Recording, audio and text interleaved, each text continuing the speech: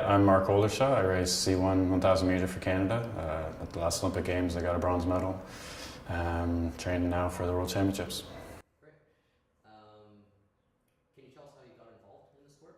Yeah, I got involved with the sport through my family. I'm a third generation Olympian, so my family's been doing this sport for a long, long time. You know, my grandfather started way back on Toronto Island at the canoe club there, and then he moved to Mississauga, started a canoe club there where my father and uncles all grew up paddling, and then my mom and dad have been coaches at the Burlow Canoe Club since I was a little kid, so it's kind of where I grew up.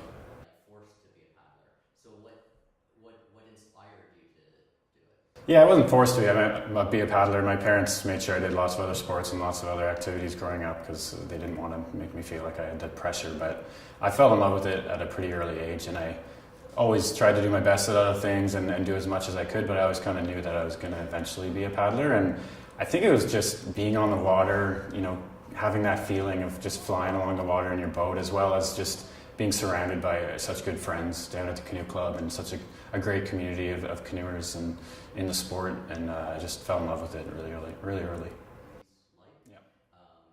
So can you tell us what the community is like? Yeah, the canoe and kayak community is amazing. I mean, Regattas on the weekend is a place where our whole family can go. I mean, the parents and kids can both race at a lot of these regattas. Not only cheering along your kids, but you can go out and race yourself.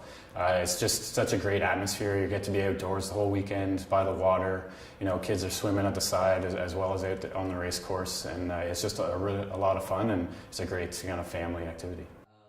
What advice would you give a young person or anybody interested in getting involved in the sport? I'd say just try to find your local canoe club and head on down. It's a really great sport that I wish more people did. You know, canoeing's such a big sport in Canadian kind of history and culture that the racing side of it, I think, can be as well. And if you love being in a canoe, say at your cottage, I mean, you can make that jump to racing. It's pretty simple. Just find a local canoe club and get down, and you'll find that great community and a great coach that'll get you involved and show you the ropes. Do you think there's any transferable skills from recreational paddling into the sport? Oh, absolutely. I mean, and canoeing is whether you're kneeling or sitting, it's all about finding that connection in the water. And if you've done a lot of trips canoeing or whatever at camp or at your cottage, you're going to have that feel for the boat, that the paddle in the water, you know, going through how you're steering and moving the boat. And it's just, you're going to transfer it to a racing boat.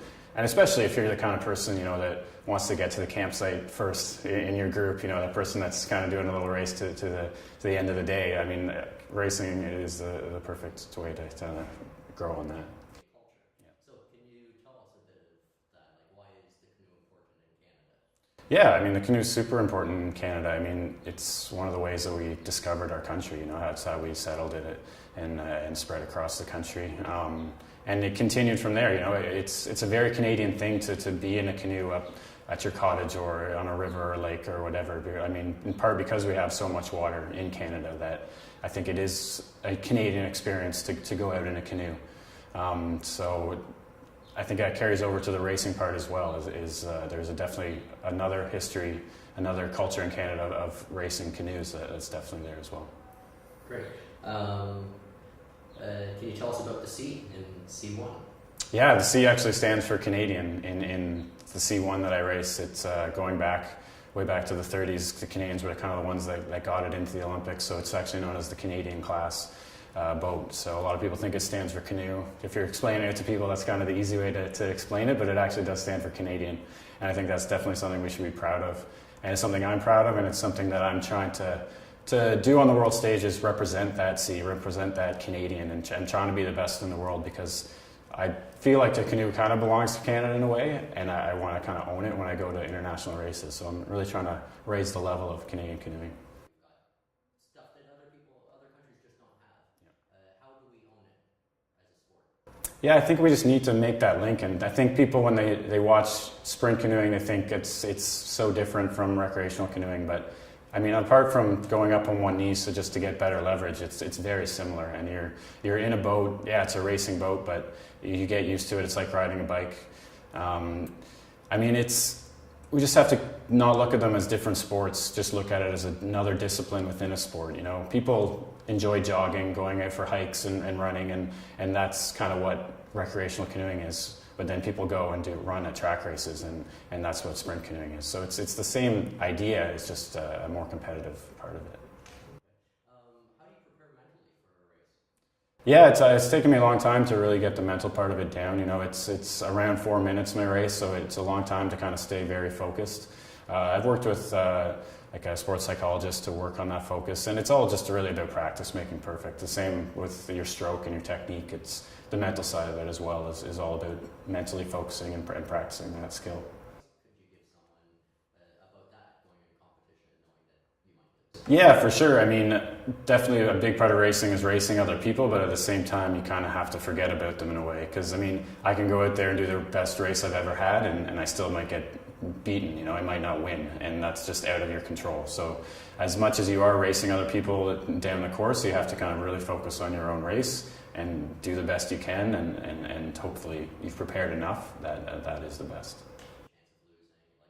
How can you apply those lessons to real life? Yeah, I definitely think you can learn or apply the lessons that you learn in sport to real life. I think, you know, just the dedication and the preparation that you put into a race is the same kind of preparation and dedication you should have for anything that you're passionate about. And I think it definitely carries over.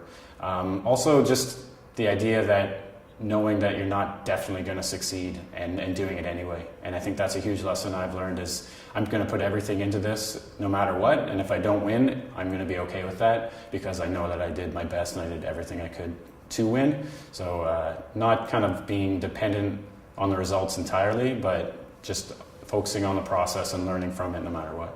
I would say there's no other sport more Canadian than canoe and kayak. Yeah, no, I think I would agree. Definitely in the summer. I think hockey is a huge part of our winter, but when the ice melts, I think, yeah, canoeing and kayaking is a huge Canadian sport. It's definitely, I think, a huge part of being Canadian and a unique Canadian experience because I don't think there's any other country in the world that has the opportunity in the country as well as the history that Canada does in the sport of canoeing and kayaking.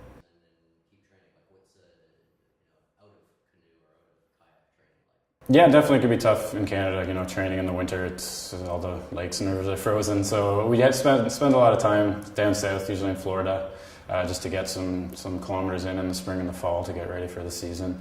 It's also a lot of time off the water, just getting in really good physical condition because it's a very technical sport, but it's also a very physical sport. And to be up there in the world and within Canada, you have to be very physically fit. So sometimes a good winter of strength and conditioning is super important.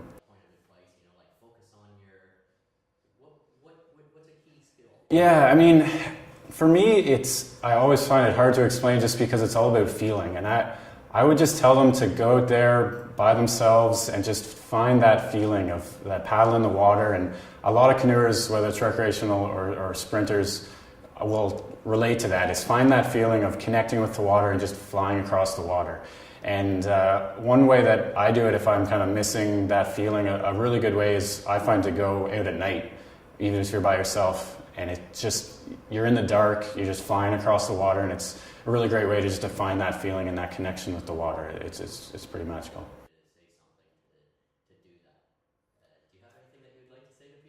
It goes back to canoeing being such a Canadian sport, and I want to own it. And just like hockey in the winter, where we were winning 3 out of the last 4 Olympic gold medals, that's what I want to bring back to Canada in canoeing. And for me especially, it's in sprint canoeing, but I want that to carry over to recreational canoeing as well. And for people up at their cottages or at a camp who are in a canoe, you know, when they're paddling across the water, they're having a good time with their friends, but they're also saying, you know what, Canadians are the best canoers in the world, and smiling about it and feeling good about that.